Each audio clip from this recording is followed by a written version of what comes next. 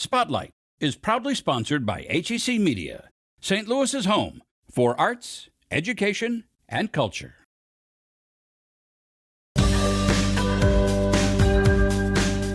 They deserve to belong in the United States.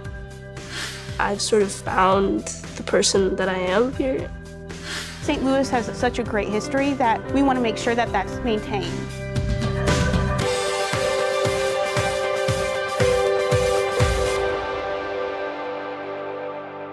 Today on Spotlight, inside a school offering self-directed education, meaning no homework and no tests. Plus, art exploring themes of daily routine, structure, and relationships.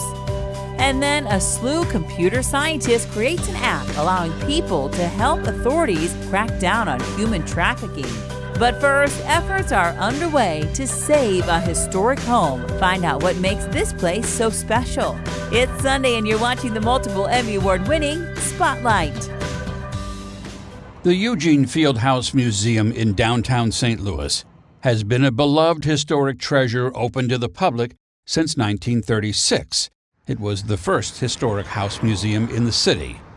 But Google it today and you'll get some disappointing news. It was Christmas Eve, December 24th. I received a call from the alarm company saying that there was a motion sensor that went off on the third floor of the historic house. So I said, come down, check it out. And when I came in, everything seemed somewhat okay until I made it over to the historic house, where we had quite a bit of water coming through the entire place. A frozen water pipe connected to the sprinkler system burst in the worst possible place, the attic. I fell off my chair. You never quite contemplate it until it happens. Because there is actually some heat in the attic, so it didn't really expect it to happen. And because the water ended up flowing to the middle of the house, unfortunately it provided a wonderful conduit all the way down to the other floors. But in some ways that also directed and contained the water. When it was over, they had 14 inches of water in the basement, but there is damage in every room on every floor. Insurance will cover some of the repair costs. The rest will have to be funded through donations, and it's going to be a big lift. With the total price potentially as high as $500,000, some might think it is too expensive to save. But those who know its history believe it is too important to lose. So who was Eugene Field? Eugene was a fun guy. He was born in the house in 1850, and he grew up to be a newspaper columnist and a poet. And not just any poet. Field was known as the children's poet. Among his most famous compositions, The Gingham Dog and the Calico Cat, and Winkin', Blinkin' and Nod. There was at one point at least one Eugene Field elementary school in every state in the United States. Here in St. Louis, the elementary school was turned into an apartment complex. The house was restored in the 1930s to honor the memory of Eugene Field. But it is also designated as a National Historic Landmark because of Eugene's father, Roswell Field, the St. Louis attorney who represented Dred Scott, the enslaved man who took his fight for freedom all the way to the Supreme Court. We get a mixture of everything. We get historians to people just looking for something fun to do downtown. And because Eugene loved toys, we have a large toy collection as well. But that toy collection is not quite as large today, because when the pipe burst, some pieces were damaged beyond saving. Others just need a facelift, or at least a good cleaning. Those that can be saved, along with all the rest of the contents from the historic house, are now stacked in the hallways of the museum's new wing, which opened in 2016 and is still open today.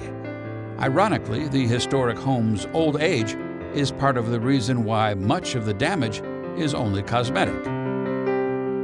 You've got much better wood that was used in 1845 than you can get now. As long as you dry it out properly, it's going to be okay. Having to take down parts of the damaged plaster has revealed even more artifacts and some unknown history, including evidence of a fire. No, this is not our first disaster. We've been here since 1845, and we're gonna be here for a long time to come because the stories here are so important. And I know sometimes people would say, oh, it's just another old house, but it's more than just an old house. We give space to our history, and St. Louis has such a great history that we want to make sure that that's maintained. To learn how you can help, visit fieldhousemuseum.org. A book about an American dream becoming a nightmare, later on Spotlight. When it comes to education, one size does not fit all, which is why a newer movement called self-directed education has grown. This philosophy stems from ideas associated with homeschooling, unschooling, Montessori, and other child-centered approaches. Sudbury School in Missouri is one such school. Sudbury is a self-directed democratic community. The self-directed piece refers to not having any sort of curriculum, any sort of homework, any sort of tests. So we trust them with their own progress and their ability to gauge that for themselves. We're much more concerned with the social emotional growth of students, and we are more interested in fostering that for them so that they have the time and space to pursue the things that they're interested in. Sudbury has been a giant shift in our world. I think that it's just an incredible option out there for parents who want to give their child an opportunity to think for themselves, to create sort of self-reliance and independence, to be able to be motivated to do things on your own. There's a lot of skills that students learn here that they can be who they want to be, motivated by what they learn on their own. I've sort of found like the person that I am here, and I think it's really cool that I have like the space to do that here. I feel like self-directed education is a really good experience to be able to give kids the liberty of taking over their studies and being able to do what they would like. While there are upwards of 100 Sudbury schools around the world, Missouri School opened more recently in 2019. Definitely is filling a need that wasn't previously being filled by any other school. We are the only school that is a democratic community, so we incorporate the aspect of all the students get a vote and a say in how the school runs. Everything from the rules to what we choose to spend our school budget on, all of these things are voted on by students. Everyone has a voice. If you want the school to be a certain way, like that actually matters, and like you can talk about it in school meeting and people will actually listen. When we came here, it was just obvious that we had finally found a place that was willing to embrace the inherent value of each individual, trying to inspire each person to have their own contribution to make. My favorite thing about Sudbury is the freedom. It feels great because I feel like I'm my own boss. Sudbury encompasses a neurodiverse population, from students who thrived on paper and traditional school settings to those who really struggled. In this non-traditional setting, Sudbury focuses on the positive qualities of the individual experiences of the learner. Learning how to speak up for myself and being able to share my opinion to everyone in school meeting. I'm probably learning aspects of how to talk to coworkers, how to just in general be around people and understand emotion. I became a lot more social since coming to Sudbury. It's helped me with my confidence in being social, just having friends. I have more friends here than I've had in a while. It may seem to some that having no curriculum would be an excuse for students to play all day, yet that is far from reality. Life skills are learned at each student's own pace, based on their interests. At the moment that a student expresses interest in something, the adults in the space, staff and volunteer alike, are there to help facilitate that learning, however that looks. I consider skills like reading and like the arithmetic that you need in order to move through the world. I think those are actually soft skills. I think those are skills that they pick up along the way based on the necessity of their life, right? So somebody who's interested in woodwork, they're going to learn a lot more math probably than a student who is interested in journalism. I think that the critical things they need to be learning are how to resolve conflict, or how to relate to other people, how to connect in a community where it's required of you to be accountable to other people and to be accountable to yourself and to hold other people accountable. Those are all things that we foster here as staff. At Sudbury, people are allowed to express their feelings and learn what it looks like in others and learn how others receive them well. One of the enormous things that Sudbury can do for some families is that it improves the relationship between the parents and the child. I mean, there were moments of doubt, but when you see how he's transformed and how he's navigated things on his own, it's totally worth it. I really enjoy Sudbury. It's probably like one of my favorite things ever. This story brought to you by Educate.Today.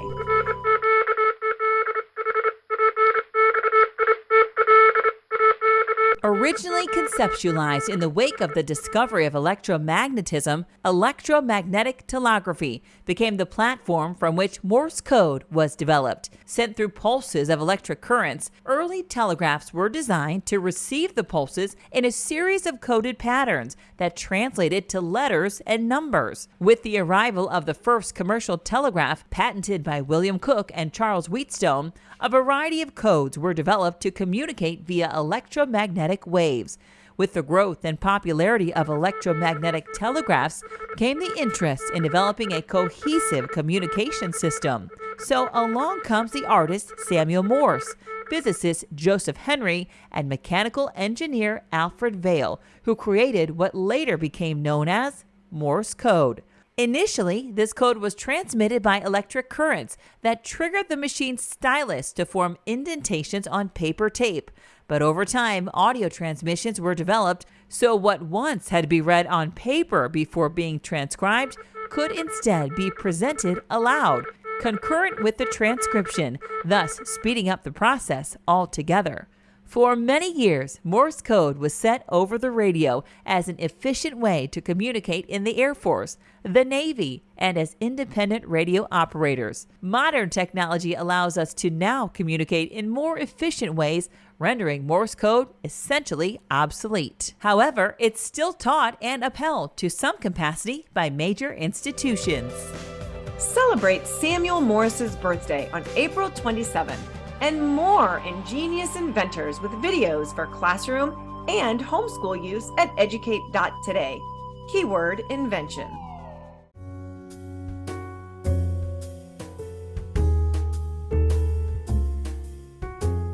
We're here at Hauska Gallery taking a look at our two new exhibits, A New Land by Mark Travers and Feed Your Head, a group show with 5 different local artists.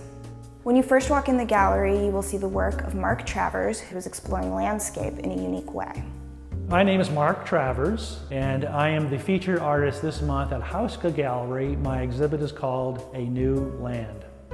I spent the better part of my work career flying across the country, usually getting up early in the morning, catching a flight at the airport, and I would go off to meet clients. But in the journey, I would look out the airplane's windows from 20,000 feet, look down below at the landscape, and I would see these neatly furrowed rows of crops, rivers, and streams. And as the landscape was beautiful and as the sun was just coming up at dawn, the images always gave me hope and promise and a feeling of happiness about life. So what A New Land is about is an idea of America at a new optimistic time. These are landscape paintings. They are devoid of the traditional horizon line and two-point perspective. So in addition to being a new body of work, I like to present these as a new way to depict landscape painting in contemporary art. The other body of work that I'm showing at Hauska Gallery is called Reliquary. These works are hand-carved wood sculptures that I then paint.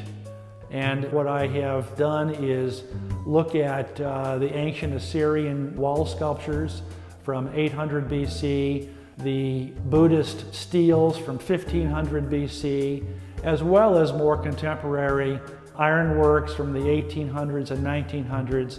And I've incorporated some of those forms and characteristics into this body of work, taking sort of an ancient homage to artists from the past and give these works a contemporary feel and quality to them. As you move upstairs, you will see our group show, Feed Your Head, which is made up of 5 local artists, Jessica Bremer, Matt Gray, Jessica Lynn Hunt, Jen Woolner, and Justin King. The group of artists have a similar sensibility in terms of surrealist, psychedelic, sort of fun, humorous, playful work. For this show, we decided to primarily focus on sculptures and objects. We've done a lot of flat hanging work in our shows as of recent, so we decided to take a different direction. The show has an array of works in all different mediums. Viewers will see planters with live plants in them, as well as several papier-mâché sculptures, and even an internet art piece that you can interact with.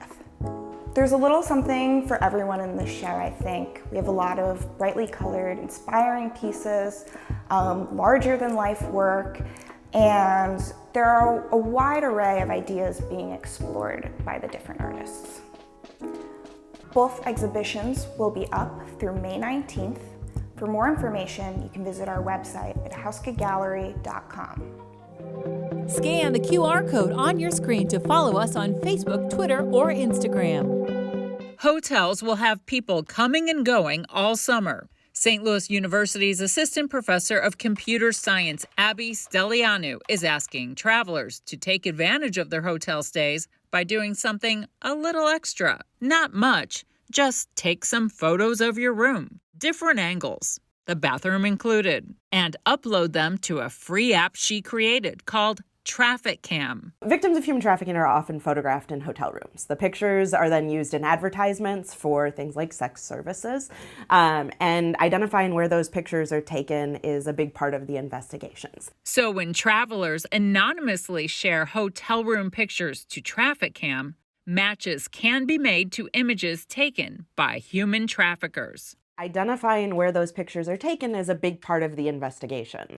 And just because the hotel is nice doesn't mean it's not happening there. Running the gamut from 1-star hotels to 5-star hotels in all sorts of fancy hotels around the world. According to the U.S. Department of State, there are nearly 28 million human trafficking victims worldwide at any given time. Human traffickers prey on adults and children of different backgrounds and nationalities. Traffickers exploit their victims for profit by compelling them to perform labor or engage in commercial sex. If you can prove that a victim was moved across state lines, they were photographed in a hotel in Illinois and a photograph in a hotel in Missouri, then that becomes a federal crime rather than a state crime. And with that becomes increased power. So you have increased investigative power, and then you have more prosecutorial power. Stelianu says the artificial intelligence developed for the app can help rescue victims. We've built up a huge database of hotel room images,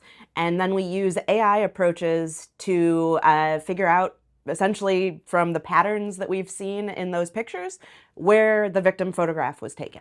We've really locked it down so that only a very small group of investigators have access to it. In particular, we work with the National Center for Missing and Exploited Children. The expert analysts who access the portal can upload and compare the human trafficking photos against hotel room images in the database. We need pictures from every hotel, in every room, from every different viewpoint and every different lighting condition. The more images we get, the better our search is going to work. And the reason for that is that we match the victim images to the most similar images we've ever seen in our hotel. Our traveler pictures from the Trafficking app look more like the victim images. Because hotel chains have their own room designs and decor, that doesn't mean there are not differences from one location to the next. This is why uploading several pictures can help. So you say that, okay, this is the artwork that's on the wall, you snap the picture, and then you say, what hotel are you at? You can pick it from a drop-down list. We try to make it as simple as possible for folks. What's your room number? Stelianu asked travelers to be very specific when taking pictures. Focus on different items in the room. Take as many pictures of as many different things as they want. And we ask them to tell us specifically, like, is that the bed? Is it the carpet? Is the couch? Because a lot of times the investigative images, the images of victims, you only see one little bit of the background. So the way that we check this is we record the GPS information of the picture. Is that GPS coordinate sufficiently close to the hotel room?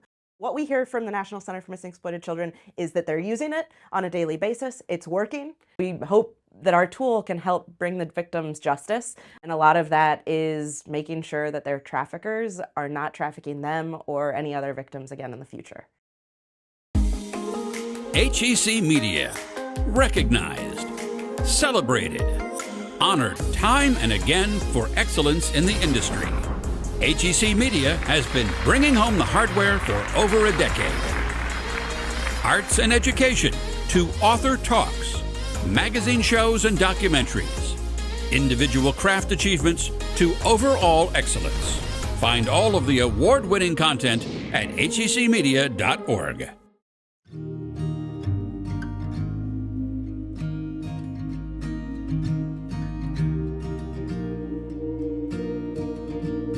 Hi, my name's Peter Holohan. I'm a woodcut printmaker. So all my work is relief printmaking, carved by hand out of wood or linoleum, rolled with ink, and then pressed onto paper using my antique presses that you see behind me. I'm interested in printmaking for a number of reasons.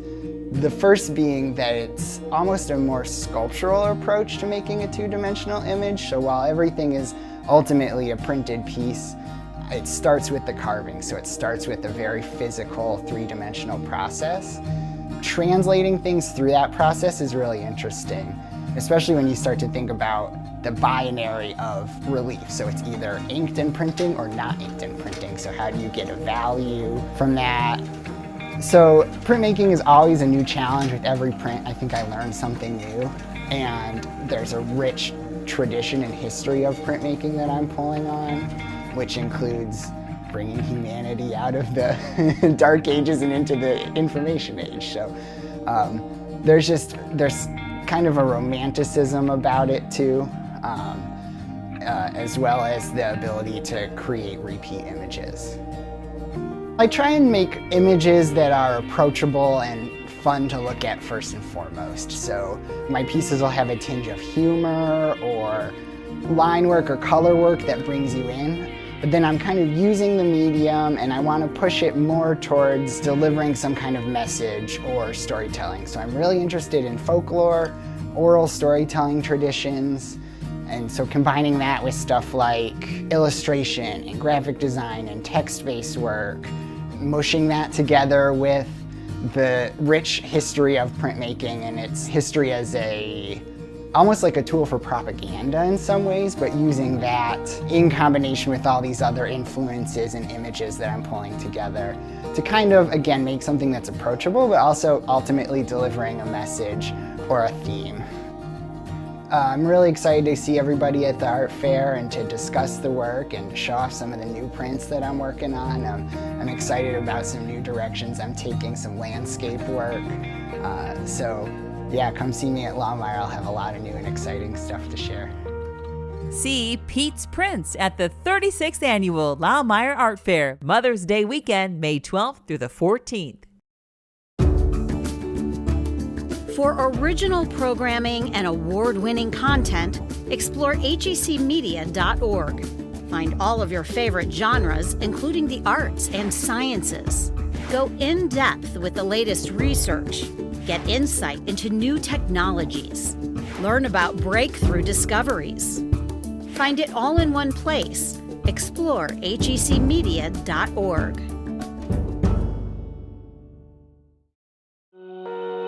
What would you do if you were a skilled worker in India not making much money, and then you read an ad for jobs in the United States offering good money and a green card? What the ad did not tell them is their American dream would quickly become a nightmare. Recruiters for this oil rig builder went to India. They placed ads, talked to hundreds of workers, and they promised them an American dream. They promised them green cards and good jobs, and they promised that in 9 months they would be joined with their families and begin an American life. Now, this was extraordinary. For these workers, it was the holy grail, right? The catch was they'd have to pay $20,000. Now, that's a lot of money in India. That's generations of savings. Workers sold their ancestral land. They put homes on the hock. They took high-interest loans, 17, 18% interest loans from violent money lenders, and they arrived. And it turned out that they were dropped into an American nightmare. There was no American dream. There were no green cards. The workers were working round-the-clock shifts in barbed wire fenced labor camps. They were living 24 to a room in trailers in a labor camp that was located on company property. They were surveilled by guards. They were eating frozen rice to sustain themselves. And they were paying $1,000 a month for the privilege of living in this labor camp. It's outrageous. The company continued to promise green cards. They continued to string the workers along, saying, just hold on, your green cards are coming, we'll apply. So that kept the workers in the labor camps and working for the company, even past the point where their visas expired, even past the point where they became undocumented.